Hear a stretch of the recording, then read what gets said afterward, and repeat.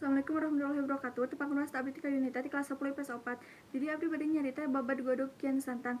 Kian Santang nyaeta putra Prabu Siliwangi anu Kian Santang nyaeta putra Prabu Siliwangi anu katelah sakti tur gagah. Di Pajajaran di Pulau Jawa teu aya hiji jalma anu bisa nandingan kasaktian Kian Santang. Dina hiji waktu Kian Santang ngadehes ramana yen dirina unjak hayang ningali getih sorangan.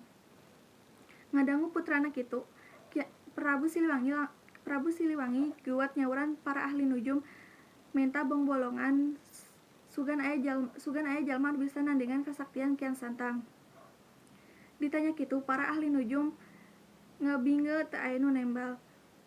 Ngan teu lila aya aki-aki ujug-ujug nyampeutkeun ka Kanjeng Prabu, kaula bisa nuduhkeun di mana jalma anu bisa nandingan kasaktian Tuan Putra.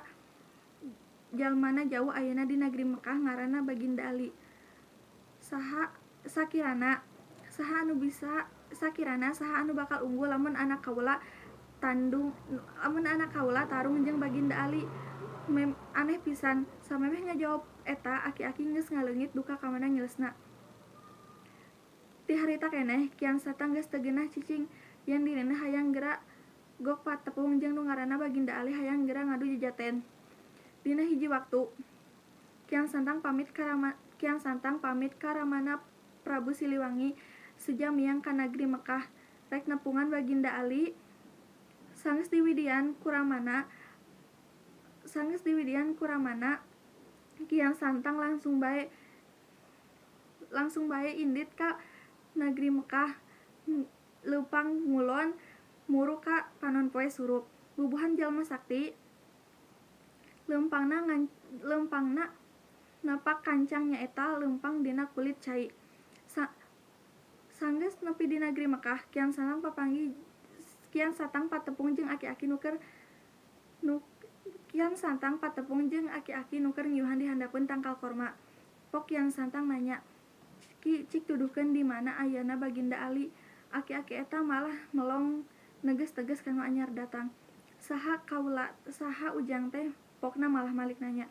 "Kaula Kian Santang ti Pulau Jawa, kaula hoyong patepang jeung Baginda Ali.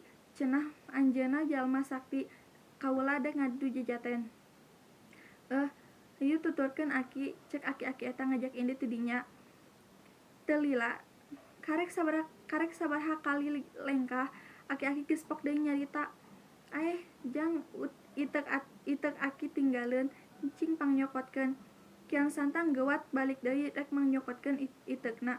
Ari si itek aki eta nanclep di deukeut tangkal korma. Barang eta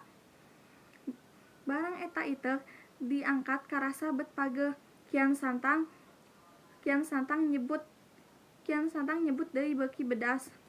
Angger bae teu kacabut Kian Santang mapatkeun ajian nyabut eta itek satekar tanaga. Ari itek eta aneh pisan, lain itek ku nu kacabut teh tapi malahan suku Kian Santang nu ambles kana jero taneuh. Kitu jeung kitu bae unggal manehanana nyebut sukuna kalah beuki meubeus. Kian Santang ngoprot kesang itek angger wae teu bisa dicabut. Manehna mimiti boga curiga ka aki-aki eta yen dirina tangtu jalma samanea. Keur kitu aki-aki geus aya digigireun. "Saha sanyana andika teh Ki?" Cek Kian Santang bari rada lungse. Eta aki-aki ngan ukur seuri ditanya kitu teh. "Nya kaula teh nu diteangan ku andika teh kaula Baginda Ali." Ngadenge kitu Kian Santang ngarumpuyuk nyuuh kana sampean Baginda Ali.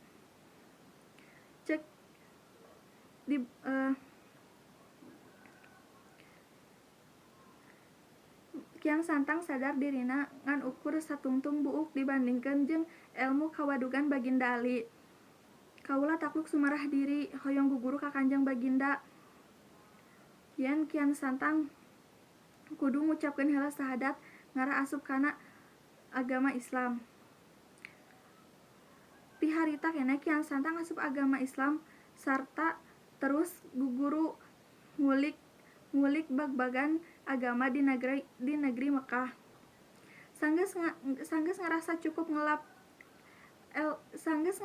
cukup ngelap ilmu, Kian Santang pamitan hayang mulang ka negrina di Pajajaran. Diwidian ku Baginda Ali. Ngan Kian Santang dibere pancen ku Baginda Ali kudu nyebarkeun Islam di Pulau Jawa. Kian Santang balik deui ka Pajajaran nyebarkeun agama Islam teu saeutik rahayat Pajajaran anu ngagem agama Islam. Ari ramana Prabu Siliwangi teu keur saeur ngagem agama Islam. Karasa ngungsi ka hiji tempat di Pakidulan Garut. Cek Sakol ditanya, ayeuna ngahiang ngaleungit tanpa wujud, ari para prajurit minda jadi maung. Sakian carita babar ti abdi, hapunten bila aya kalepatan. Wabillahi taufiq wal hidayah. Wassalamualaikum warahmatullahi wabarakatuh.